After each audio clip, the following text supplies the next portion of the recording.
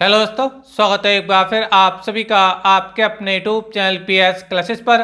तो दोस्तों, आज के इस वीडियो लेक्चर में हम क्लास 12 फिजिक्स से बोर्ड एग्जाम के पर्पज से सभी वेरी मोस्ट इंपोर्टेंट प्रश्नों को उत्तर सहित समझेंगे।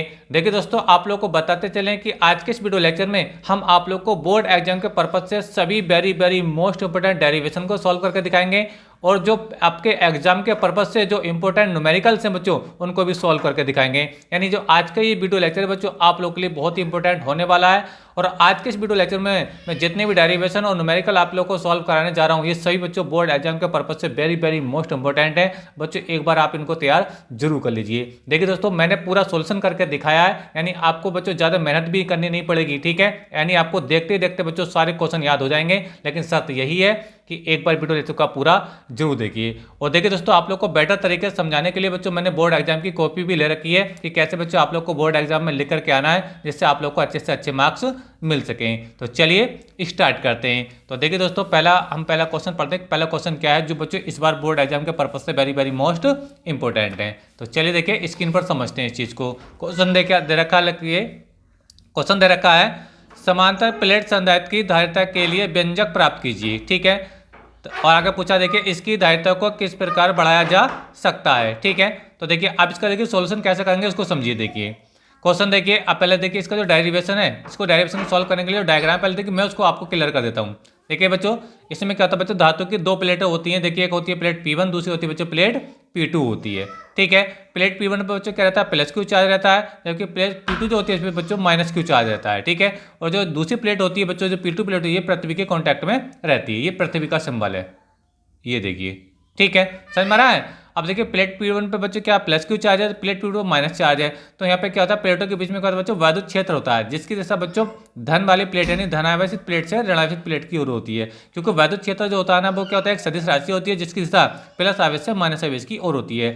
तो प्लेटों के बीच में जो वैद्युत क्षेत्र है वो इस वाली प्लेट से इस वाली प्लेट की ओर यानी P1 से P2 की ओर को है, ठीक है। और दोनों प्लेटों के बीच की जो दूरी बच्चों वो कितनी है, D है। क्लियर है आप लोगों को मेरी बात। चलिए अब देखिए लिखना क्या आप लोगों को, देखिए अब देखिए एक बात देखिए, ये जो क्वेश्चन है बच्चों आप लोगों को बोर्ड एग्जाम में 2014, 15, 16, 19 तथा ये 22 तक बच्चों बोर्ड एग्जाम में ये पूछा जा चुका है, ठीक है। अच्छा देखिए क्या इसमें करना आप लोगों को, मैं आपको समझाता हूँ। व्यंजक हेडिंग लगाएंगे। क्या देखिए, माना एक समांतर प्लेट संधारित्र धातु की दो प्लेटों P1 व P2 से मिलकर के बना देगी। जैसे ही आपको बता रहा था कि एक समांतर प्लेट संधारित्र है जो धातु की दो प्लेटों P1 और P2 से मिलकर के ये बनाए, ठीक है। जिसमें प्रत्येक प्लेट का क्षेत्रफल क्या बच्चों, ये जो आप प्लेटें देख पा रहे हैं, हर प्लेट का क्षेत्रफल बच्चों क्या है, वो A है, ठीक है। तथा इनके बीच की दूरी कितनी D है, जो दोनों प्लेटें हैं वो कितनी दूरी पर रखी बच्चों, ये D दूरी पर रखी हैं, ठीक है।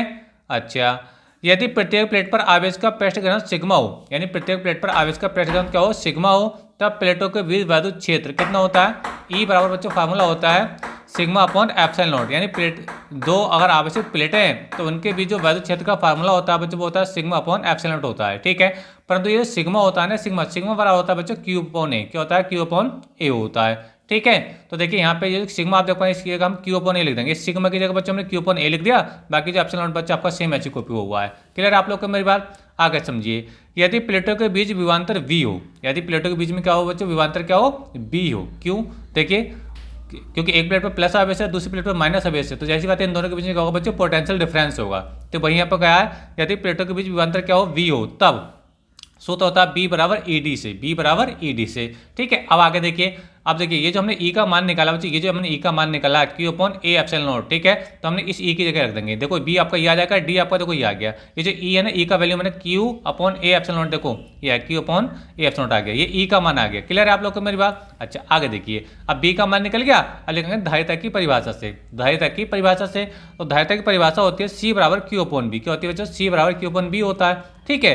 अच्छा देखो ये वाला जो क्यू है ना, तो ये तो क्यू देखो आपका ऐसे रहेगा। क्लियर है आप लोगों को मेरी बात। ये जो बी आप देख पा रहे हैं वाला बी, तो बी का ये जो वैल्यू है, ये पूरा वैल्यू बी का हमने यहाँ पे रख दिया उठा करके। क्लियर है आप लोगों को मेरी बात। तो यहाँ से क्या होगा बच्चों, देखो बी का वैल्यू रखने के बाद क्यू से क्यू बच्चों क्या हो जाएगा, कैंसिल आउट हो जाएगा, ठीक है। तो यहाँ से डी बचेगा नीचे की ओर को, ये जो ए एप्सिलॉन नॉट है, ये जो ए एप्सिलॉन नॉट है बच्चे ये ऊपर पहुंच जाएगा। तो देखो ये एप्सिलॉन ऊपर हो जाएगा, ए एप्सिलॉन ऊपर आ गया बच्चे ये वाला, और ये जो डी बच्चा आपको बच्चों ये आएगा। क्लियर है आप लोग को मेरा, ठीक है। तो ये बच्चों यहाँ तक आपका डायरेक्शन प्रूफ हुआ। अगर बच्चों हम ये बात करें कि इसकी प्लेटों के बीच में कोई परावैद्युत पदार्थ पड़ा हो, जैसे कांच है, मोम है, और उसका परावैद्युतांक क्या हो बच्चों, के हो, ठीक है। तब कंडीशन क्या होगी, देखिए वो मैंने यहीं पे लेकर दिखाया है। यदि प्लेटों के बीच कोई परावैद्युत पदार्थ भरा हो, ठीक है, तब C बराबर क्या होता है, के ए एप्सिलॉन नॉट अपॉन डी होता है। क्या होता है बच्चों, C बराबर के ए एप्सिलॉन नॉट अपॉन डी होता है, ठीक है, जहाँ के क्या बच्चों माध्यम का परावैद्युतांक है। क्लियर है आप लोग को मेरी बात, ठीक है। अच्छा, अब आपसे ये पूछा गया था इसकी धारिता को कैसे बढ़ाया जा सकता है, ये भी आपसे पूछा गया था, ठीक है। देखिए है ना, इसकी धारिता को कैसे बढ़ाया जा सकता है, तो देखिए बिल्कुल आसान बात है, यहाँ पे इसको देख करके बता सकते हैं, फार्मूले को देख करके। अब देखिए फार्मूला, देखिए मेन फार्मूला क्या देखिए है, C बराबर होता है के ए एप्सिलॉन नॉट अपॉन डी। तो देखो ये जो एप्सिलॉन नॉट है ये तो एक बच्चों क्या होता है, एक नियतांक होता है, यानी निर्वातीय वायु की वैद्युशीलता होती है एप्सिलॉन नॉट। लेकिन के और ए और सी यानी डी, जो धारिता है सी, वो के पर डिपेंड करती है, ए पर डिपेंड करती है और बच्चों डी पर डिपेंड करती है। तो देखो जो सी के सामने तो के लिखा हुआ है, तो हम कह सकते हैं जो सी होता है वो डायरेक्टली समानुपाती होता है किसके, के समानुपाती होता है। यानी कहने का मतलब ये है कि अगर हम प्लेटों के बीच में परावैद्युत पदार्थ यानी के का मान अगर बढ़ा दें तो धारिता बढ़ जाएगी। दूसरी बात देखिए ए के भी समानुपाती होती है, ए है बच्चों प्रत्येक प्लेट का क्षेत्रफल है ए, तो C समानुपाती किसका होता है बच्चों, ए के भी होता है। समझ में आ रहा है आप लोगों को मेरी बात। तो यहाँ पे आप ये ले सकते हैं कि अगर हम प्रत्येक प्लेट का क्षेत्रफल अगर बढ़ा दें तो इसकी धारिता भी बढ़ जाएगी, ठीक है। अच्छा देखो D की बात करते हैं, डी देखो अपॉन में आ रहा है, तो यानी जो C है ना इसकी क्या होता है, व्युत्क्रमानुपाती होता है। क्या होता है बच्चों, व्युत्क्रमानुपाती होता है, यानी अगर इनके प्लेटों के बीच की दूरी को अगर हम घटाएंगे तो D का मान बढ़ेगा। समझ में आ रहा है आप लोग मैथ, क्योंकि व्युत्क्रमानुपाती है, डी का मान अगर घटेगा, यानी देखिए स्क्रीन पर देखिए अगर प्लेट इतनी दूर रखी है, ठीक है, अगर ये और पास पास आ जाएंगी तो डी का मान क्या हो जाएगा बच्चों, बढ़ जाएगी। क्लियर है आप लोगों को मेरा। तो ये तीन बातें इसमें बतानी होती हैं कि धारिता कैसे बढ़ सकती है। कैसे बढ़ा सकते हैं, देखो के का मान बढ़ाकर धारिता बढ़ जाएगी, ए का मान बढ़ाकर धारिता बढ़ जाएगी और डी का मान घटा करके धारिता बढ़ जाएगी। क्लियर है आप लोग को मेरी बात। तो ये बात आपको उम्मीद करता हूँ आपको अच्छे से क्लियर हो गई होगी। तो ये पूरा डेरिवेशन था बच्चों जो बोर्ड एग्जाम में आप लोगों से 5 नंबर में पूछा जाता है, ठीक है। चलिए देखिए अगले क्वेश्चन को समझते हैं। अगला क्वेश्चन क्या है बच्चों, जो इस बार बोर्ड एग्जाम के लिए वेरी वेरी मोस्ट इंपॉर्टेंट है। तो चलिए देखिए सॉल्व करते हैं इसको। क्वेश्चन देखिए आपकी स्क्रीन पर है। क्वेश्चन क्या देखिए, क्वेश्चन है बच्चों आप लोगों को पूछा जाएगा। देखिए क्वेश्चन को पढ़ लेते हैं पूरी तरीके से। क्या है क्वेश्चन है पीएन संधि डायोड को पूर्ण तरंग दृष्टिकारी के रूप में कैसे प्रयुक्त करते हैं। पीएन संधि डायोड को पूर्ण तरंग दृष्टिकारी के रूप में कैसे प्रयुक्त करते हैं, परिपथ बनाकर समझाइए। क्लियर आप लोग को मेरी बात, ठीक है। अच्छा देखिए अब देखिए, अब इसका जो डायग्राम पहले देखिए मैं डायग्राम क्लियर कर देता हूँ। और देखो ये जो क्वेश्चन है आप लोगों से 2015, 17, 18, 19, 20 और 23 तक बच्चों बोर्ड एग्जाम में पूछा जा चुका है। लिख करके क्या आना है, देखिए वही मैंने बोर्ड एग्जाम देखिए कॉपी में आपको लिख करके समझाने का प्रयास किया है। देखिए दृष्टिकारी का मतलब बच्चों होता है कि किसी एसी करंट को यानी ऑल्टरनेटिंग करंट को डायरेक्ट करंट यानी डीसी में चेंज करना, ठीक है। समझ में आप लोग को मेरी बात। तो दृष्टिकरण का मतलब क्या होता है बच्चों, एसी करंट को डीसी में कन्वर्ट करना। अभी कैसे होता है देखिए वो मैं आपको बताता हूँ पीएन संधि डायोड के माध्यम से, ठीक है। तो एसी करंट हमें कहाँ से मिलेगा, जो ट्रांसफार्मर से मिलता है। एसी करंट जो हमारे घरों में लाइट आती है वो एसी करंट होता है, ठीक है। तो हमने क्या लिया, देखो ट्रांसफार्मर की 2 कुंडली ले रखी हैं। एक कुंडली ये वाली है, दूसरी कुंडली बच्चों ये वाली है, ठीक है। जो पहली कुंडली है, ठीक है, उसको बच्चों हमने जो एसी सोर्स है जो प्रतिवर्ती धारा से होता है उससे जोड़ दिया है, ठीक है। अच्छा जो दूसरी वाली जो कुंडली है, तो दूसरी वाली कुंडली का जो ए सिरा है वो जो बी सिरा है, देखो ये जो देख पा रहे हैं ना ये ब्लैक कलर में त्रिभुज, ये बच्चे क्या है, ये पी क्षेत्र है। क्या बच्चे, ये पी क्षेत्र है, पी एच। और ये जो एक लाइन देख पा रहे हैं ये बच्चे क्या है, ये एन क्षेत्र है। समझ में आप लोग को मेरा। तो कहने का मतलब मेरा ये है कि ए और बी जो सिरे हैं, ठीक है, वो पी क्षेत्र से जुड़े हुए हैं, ठीक है। और जो बच्चे आपका जो एन क्षेत्र है, ये वाले एन क्षेत्र, ठीक है, ये जो लाइन है एन क्षेत्र है, ठीक है। तो ये आपस में देखो परस्पर संबंधित होकर के एन क्षेत्र आपस में आपस में संबंधित हैं। और ये लोड प्रतिरोध RL द्वारा, जिसके अंदर करंट हम देखेंगे, करंट यहाँ पे प्रभावित होगा या नहीं होगा, ठीक है। तो ये जो आपके नेगेटिव सिरे जो एन क्षेत्र है बच्चों आपस में संबंधित होकर के, ठीक है, वो लोड प्रतिरोध RL द्वारा, ठीक है, द्वितीय कुंडली के मध्य बिंदु S से जुड़े हुए हैं। क्लियर है आप लोगों को मेरी बात। तो देखिए आपको यही लिखना होगा, हेडलाइन आएंगे पीएन संधि डायोड पूर्ण तरंग दृष्टिकारी के रूप में। क्या लिखना है देखिए, इसमें ट्रांसफार्मर की प्राथमिक कुंडली को प्रतिवर्ती धारा स्रोत से जोड़ देते हैं, ठीक है। जैसे कि मैं आपको बताया प्राथमिक कुंडली को एसी स्रोत से जोड़ दिया, जबकि द्वितीय कुंडली के ए तथा ए व बी सिरों को पीएन संधि डायोड के पी क्षेत्र, जैसे देखो मैं आपको बताता है ए और बी सिरों को कैसे जोड़ा हमने, पी क्षेत्र। ये भी पी क्षेत्र है और ये जो आप ब्लैक है तो ये भी पी क्षेत्र है और ये वाला जो है बच्चे आपका एन क्षेत्र है। क्लियर आप लोगों को मेरा। तो ए और बी सिरों को पी क्षेत्रों से जोड़ा गया है, ठीक है, और एन क्षेत्रों को परस्पर संबंधित करके लोड प्रतिरोध RL द्वारा, ठीक है, द्वितीय कुंडली के मध्य बिंदु S से जोड़ा गया है। तो भाई यहाँ पे लिखा देखिए, जबकि कुंडली के ए व सिरों को पीएन संधि डायोड के पी क्षेत्रों से तथा एन क्षेत्रों को परस्पर संबंधित करके लोड प्रतिरोध RL, जैसे कि मैं आपको बता रहा था, ठीक है, द्वारा द्वितीय कुंडली के मध्य बिंदु S से जोड़ा गया है। ठीक है, वही तो मैं आपको बता रहा था, ठीक है। अच्छा देखिए आगे आप इसी क्रियाविधि क्या देखिए, क्रियाविधि को समझिए। क्रियाविधि क्या देखिए, क्रियाविधि ये देखिए, प्रत्यावर्ती धारा के प्रथम आधे चक्कर में, देखिए एसी का जो ग्राफ होता है, देखिए यहाँ पे समझिए, देखिए ये जो ये यहाँ से देखिए ये आधा चक्कर है, यहाँ से यहाँ तक, यहाँ से यहाँ तक बच्चों क्या है, आधा चक्कर है। क्लियर आप लोग में, यहाँ से यहाँ तक हो गया आधा चक्कर। अब इसे आधे चक्कर की बात चल रही है। प्रत्यावर्ती धारा के प्रथम आधे चक्कर में जब, ठीक है, बिंदु ए, मतलब ये वाला बिंदु ए, ठीक है, बिंदु ए बिंदु एस के सापेक्ष, मतलब इस एस के सापेक्ष, ठीक है, धन विभव पर होता है, तब बिंदु बी यानी ये वाला बी, ठीक है, ऋण विभव पर होता है। यानी प्रतिवर्ती धारा के प्रथम आधे चक्कर में ये रहेगा बच्चों पॉजिटिव पर, ठीक है, और ये रहेगा बच्चों आपका नेगेटिव पर, ठीक है। इस कंडीशन में क्या होगा बच्चों, जब देखो ये पॉजिटिव वाला एरिया पॉजिटिव से जुड़ा हुआ है, ठीक है, तो ये जो संधि होती है बच्चों ये अग्रभिन्नत होती है। क्या होती है बच्चों, अग्रभिन्नत। और ये जो देखो ये नेगेटिव पे है पहले आधे चक्कर में, ठीक है, तो कि नेगेटिव वाला भाग किससे बोलते हो, ये जो पी क्षेत्र होता है बच्चों, पी क्षेत्र होता है पॉजिटिव, किस वजह से, कोटर की वजह से, ठीक है। तो ये पॉजिटिव वाला, नेगेटिव वाला एरिया पॉजिटिव से हो गया, लेकिन ये वाला पॉजिटिव, मैं आपको बता रहा हूँ कि प्रतिवर्ती धारा के प्रथम आधे चक्कर में ए क्या बच्चों, धन विभव पर है, ठीक है, और ये देखो किस तरह पॉजिटिव से होगा, तो पॉजिटिव से हो रहा है, तो ये वाली संधि है बच्चों अग्रभिन्नत है। यानी डायोड D1 काम करेगा पहले आधे चक्कर में, डायोड D2 काम नहीं करेगा। क्यों नहीं काम करेगा, क्योंकि नेगेटिव से जुड़ा हुआ था, नेगेटिव टर्मिनल से, और ये बच्चों कैसे जुड़ा हुआ है, पीएन संजट के पीछे से जुड़ा हुआ है, यानी नेगेटिव एरिया पॉजिटिव से जुड़ गया, ये संधि उल्टी हो गई, ये वाली संधि बच्चों क्या हो गई, सीधी हो गई, यानी अग्रभिन्नत हो गई।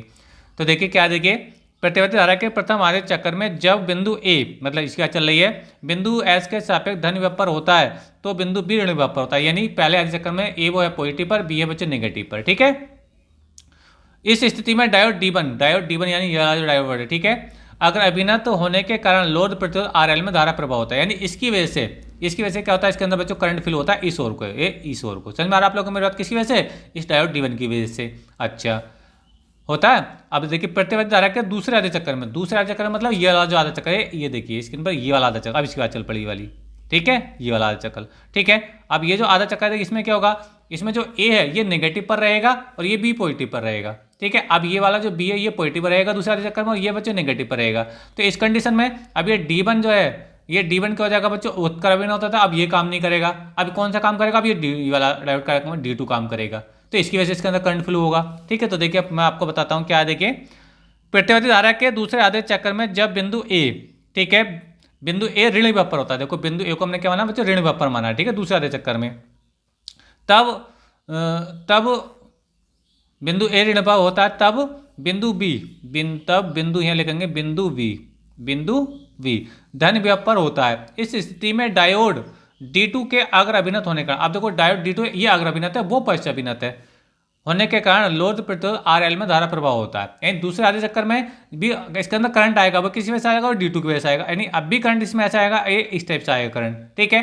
तो पहले जो करंट आया था पहले आधे चक्कर में, इसकी वजह से करंट फ्लो हुआ था, दूसरे आधे चक्कर में इसकी वजह से करंट फ्लो हो रहा है। यानी प्रतिवर्ती धारा के दोनों ही आधे चक्करों में इस प्रतिरोध धारा प्रभाव हो रहा है। यानी जो आपका जो पीएन संधि डायोड है वो एक पूर्ण तंगनिष्ठकारी की भांति कार्य करता है। अब देखिए यहाँ पे थोड़ा सा डायग्राम बनाना होता है, देखिए वो मैं आपको बता दूं। देखो ये जो ग्राफ आप देख पा रहे हो ये एसी का ग्राफ है, तो ये बच्चों दृष्टिकरण से पहले, क्योंकि प्रथम आधे चक्कर में प्लस दूसरे आधे चक्कर में माइनस होता है, प्रथम आधे चक्कर में प्लस दूसरे आधे चक्कर में ये माइनस होता है। समझ में आप लोग को मेरी बात। अच्छा दृष्टिकरण के बाद अब दृष्टि धारा क्या होती है, या तो बच्चों पॉजिटिव होती है या फिर वो नेगेटिव होती है। यानी वो अपनी डायरेक्शन चेंज नहीं करती है, परिमाण चेंज कर सकती है लेकिन डायरेक्शन कभी चेंज नहीं करती है दृष्टिकरण, ठीक है। तो देखो ये हमेशा क्या, देखो पॉजिटिव डायरेक्शन में, किस डायरेक्शन में होती है, पॉजिटिव, यानी कि नेगेटिव में नहीं आ रहा है, ठीक है। तो ये बच्चों दृष्टिकरण के बाद का कहानी हो गई। क्लियर है आप लोग को मेरी बात। तो ये बच्चे आपको दोनों डायग्राम साथ में इसके बनाने होंगे। उम्मीद करता हूं बच्चों ये भी क्वेश्चन आप लोग का अच्छे से क्लियर हो गया होगा, ठीक है। तो चल देखिए अब हम अगला क्वेश्चन समझते हैं कि अगला क्वेश्चन क्या है जो बोर्ड एग्जाम के पर्पज से वेरी वेरी मोस्ट इंपॉर्टेंट है। तो चलिए स्टार्ट करते हैं। क्या देखिए क्वेश्चन आपका, क्वेश्चन है सेल के आंतरिक प्रतिरोध से आप क्या समझते हैं, सेल के आंतरिक प्रतिरोध से आप क्या समझते हैं, यह किन किन बातों पर निर्भर करता है। बहुत ज़्यादा बोर्ड एग्जाम में पूछा जाता है। देखिए जैसे कि स्क्रीन पर ये देख भी पा रहे हैं 2016, 2017, 18, 19, 20, ठीक है, ये इन वर्षों में बच्चों एग्जाम में ये पूछा जा चुका है। क्या है देखिए मैं आपको समझाता हूँ। हेडलाइन है सेल का आंतरिक प्रतिरोध। क्या देखिए लिख रहा क्या है, वैद्युत अपघटन की क्रिया में सेल द्वारा धारा भेजते समय धारा ऋण प्लेट से धन प्लेट की ओर बहती है, तो सेल का घोल धारा के मार्ग में जो रुकावट उत्पन्न करता है उसे सेल का आंतरिक प्रतिरोध कहते हैं। देखिए मैं आपको डायग्राम के माध्यम से क्लियर करता हूँ। देखो ये जो आप डायग्राम देख पा रहे हैं, ठीक है, ये इसमें कोई जो किसी वैद्युत अपघटन पदार्थ का विलयन है। मान लीजिए जैसे NaCl होता है, NaCl भी क्या है, वैद्युत अपघटन पदार्थ है जो विलयन में Na प्लस और Cl माइनस के रूप में टूटा हुआ होता है, ठीक है। तो इसके प्रोसेस में क्या होता है, जो करंट होता है ना वो नेगेटिव प्लेट से, नेगेटिव प्लेट से पॉजिटिव की ओर प्लेट की ओर करंट आता है, धारा जो बहती है वो नेगेटिव से पॉजिटिव की ओर बहती है। तो ये जो सेल का घोल है यानी NaCl का घोल है वो इस धारा के मार्ग में रुकावट उत्पन्न करता है, इसका विरोध करता है इधर आने का। तो उसी विरोध को, उसी रुकावट को हम क्या बोलते हैं बच्चों, सेल का आंतरिक प्रतिरोध बोलते हैं। क्लियर आप लोग? मैंने तो वही बात मैंने यहाँ पे बच्चों लिख करके आपको समझाइए। क्या है, वैद्युत अपघटन की क्रिया में सेल द्वारा धारा भेजते समय धारा ऋण प्लेट से धन प्लेट की ओर बहती है, तो सेल का घोल धारा के मार्ग में जो रुकावट उत्पन्न करता है उसे सेल का आंतरिक प्रतिरोध कहते हैं। क्लियर हो गया आप लोग मेरी बात? तो ये तो इसकी डेफिनेशन हो गई। आपसे पूछा गया कि ये किन किन बातों पर निर्भर करता है, तो देखिए यह निम्नलिखित बातों पर निर्भर करता है। क्या, देखिए नंबर 1 लिखना है, यह अपघटन में डूबी प्लेटों के बीच की दूरी के समानुपाती होता है। यानी ये जो प्लेटें आप देख पा रहे होंगे, ये दोनों प्लेटें, ठीक है, इनके जो बीच की दूरी होती है ना, इसके समानुपाती होता है। अगर प्लेटें ज़्यादा दूर दूर होंगी, ठीक है, तो प्रतिरोध ज़्यादा होगा, और प्लेटें पास पास होंगी तो प्रतिरोध क्या होगा बच्चों, कम होगा। अच्छा, दूसरा क्या, देखिए दूसरा है, यह अपघटन की सांद्रता के समानुपाती होता है। सांद्रता का मतलब होता है इसके अंदर जितना ज़्यादा NaCl मिला होगा तो विलयन ज़्यादा गाढ़ा हो जाएगा, और जब विलयन ज़्यादा गाढ़ा हो जाएगा तो इसका प्रतिरोध उतना ही ज़्यादा हो जाएगा। क्लियर आप लोग को मेरी बात? तो इसके अब लिखा है दूसरे नंबर पर, यह अपघटन की सांद्रता के समानुपाती होता है। नेक्स्ट देखिए तीसरा हम बच्चों बात करते हैं। तीसरा क्या है, यह अपघटन में डूबी प्लेटों के क्षेत्रफल के व्युत्क्रमानुपाती होता है। यानी जो अपघटन में डूबी हुई जो प्लेटें हैं इनके क्षेत्रफल के व्युत्क्रमानुपाती होता है। ठीक है, तो ये 3 बातें बच्चों आप लोग को बोर्ड एग्जाम में लिख करके आनी होंगी।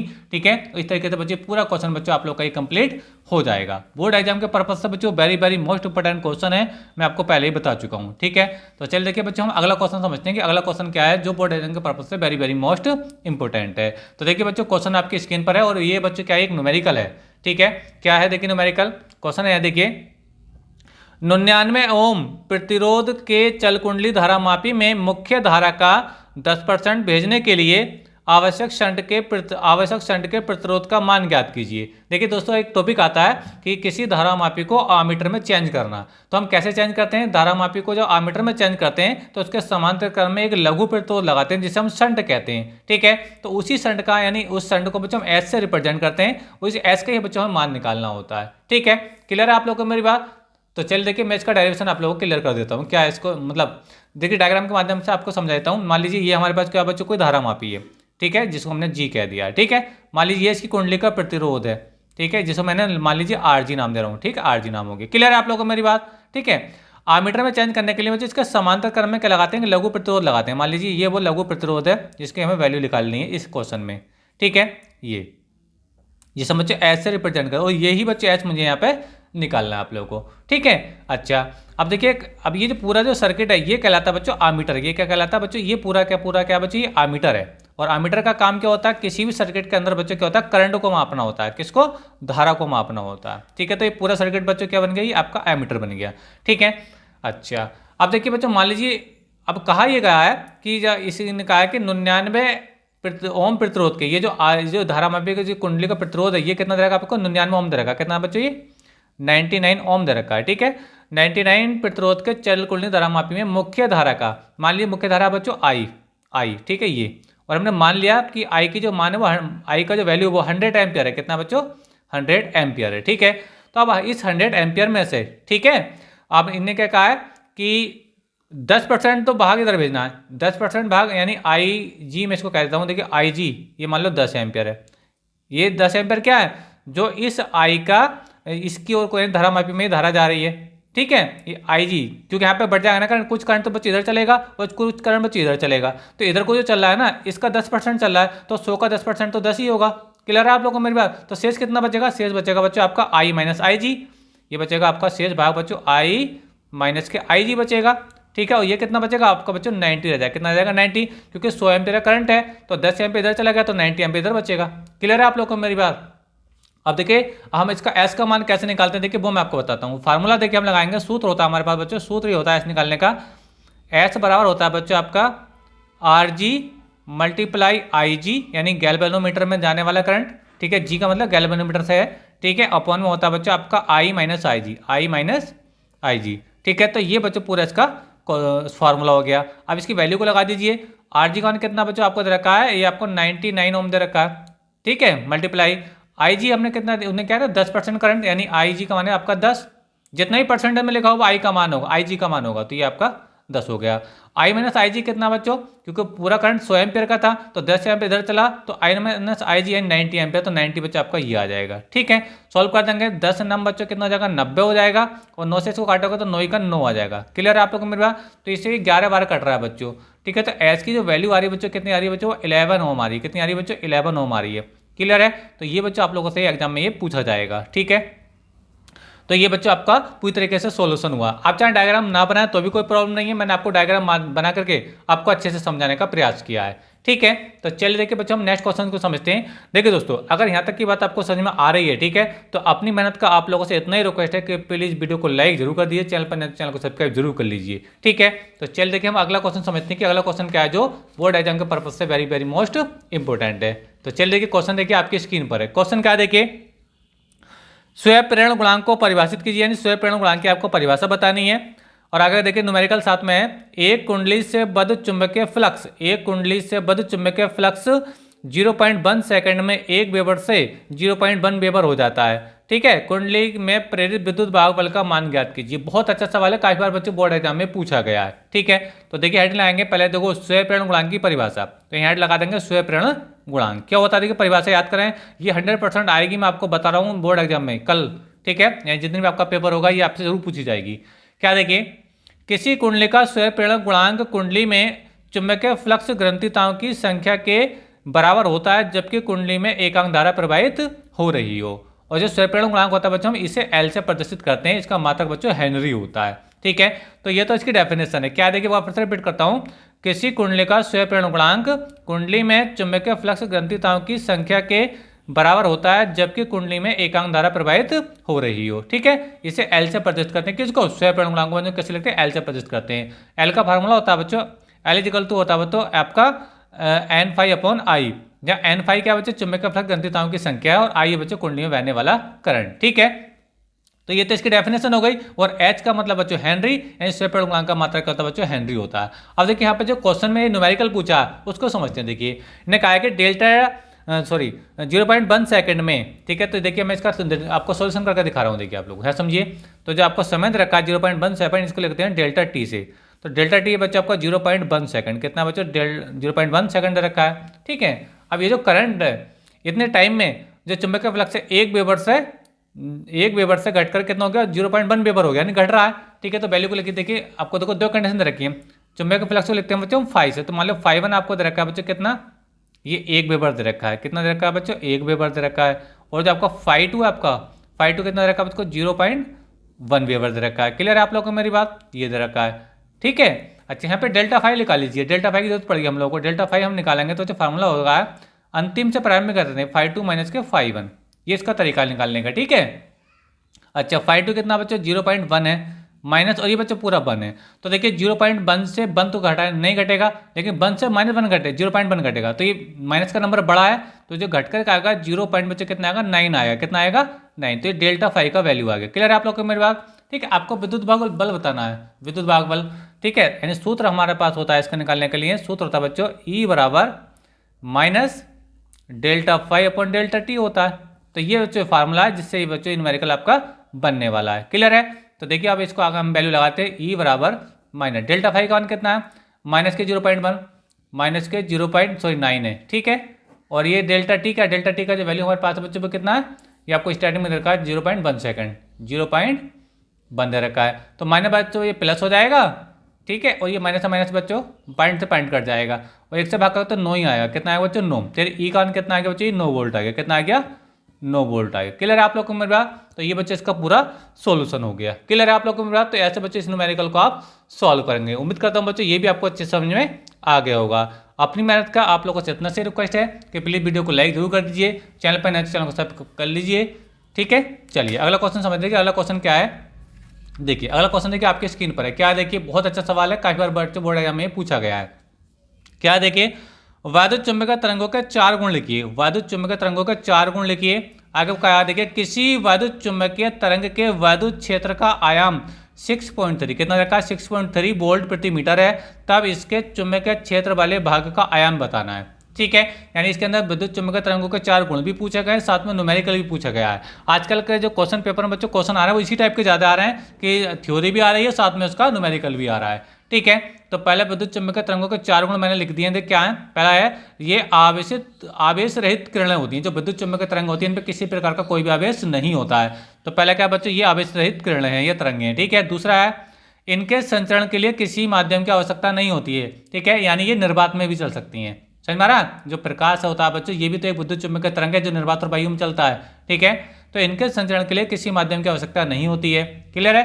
तीसरा गुण है देखिए आपको, निर्वात अथवा वायु में इन तरंगों की चाल 3 × 10⁸ मीटर पर सेकंड होती है। जो विद्युत चुम्बकीय तरंगें हैं ये ठीक प्रकाश की चाल से चलती हैं। और चाल कितनी होती है?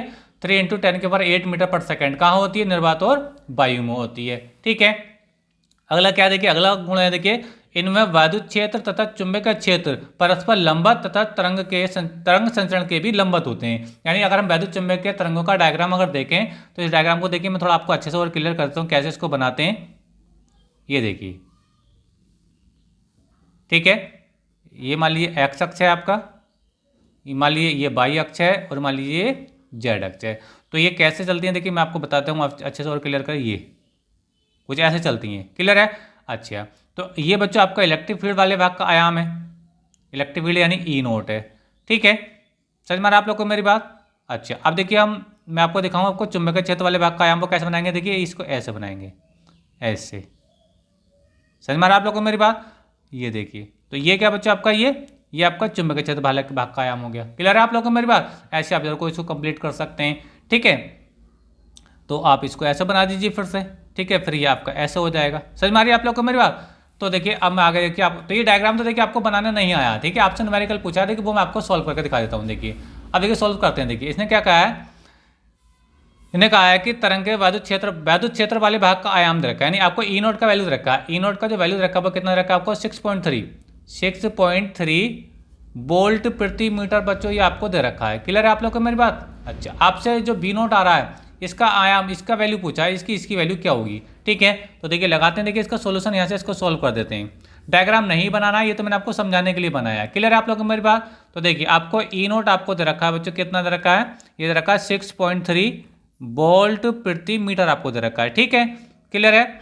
अच्छा, आपको V0 आपको बताना है, तो V0 आपको बताना है, तो V0 निकालने के लिए सीधा सीधा फार्मूला बच्चों हमारे पास होता है, सूत्र आप याद रखेंगे। देखिए V0 बराबर होता है हमारे पास बच्चों आपका, ये होता है बच्चों आपका E0 अपन क्या होता है बच्चों? C होता है, E0/C। फार्मूला याद रखेंगे क्या होता है, देखिए एक बार फिर से समझ लीजिए। V0 बराबर होता है बच्चों E0/C होता है, जहाँ C होता है बच्चों प्रकाश की चाल, यानी प्रकाश का वेग होता है। तो लगाइए वैल्यू, देखो इसके अंदर E0 का वैल्यू कितना है?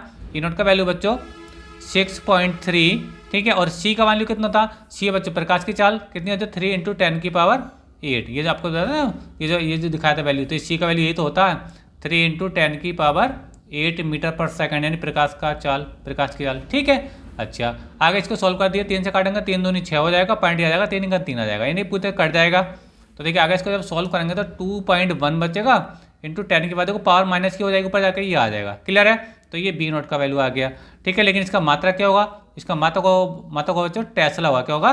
टेस्ला, क्योंकि चुंबकीय क्षेत्र का जो मात्रा होता है बच्चों क्या होता है? टेस्ला होता है। तो आइए बच्चों, ये भी डेरिवेशन यानी और ये जो आपका न्यूमेरिकल है ये भी आपको अच्छे से क्लियर हो गया होगा। तो दोस्तों आज के इस वीडियो लेक्चर में बच्चों इतना ही। और ये जो बच्चों मैंने आप लोगों को क्वेश्चन बताए, ये सारे ही क्वेश्चन बच्चों बोर्ड एग्जाम के पर्पज से बहुत ही इंपॉर्टेंट है, आप इनकी तैयारी जरूर कर लीजिए। देखिए आपको गारंटी देता हूँ बच्चों, आप लोगों को यही सब कुछ बच्चों बोर्ड एग्जाम में देखने को मिलेगा, ठीक है। उम्मीद करता हूँ वीडियो आपको पसंद आया होगा। वीडियो अच्छा लगा तो वीडियो को लाइक कर दीजिए, चैनल पर नए तो चैनल को सब्सक्राइब कर लीजिए।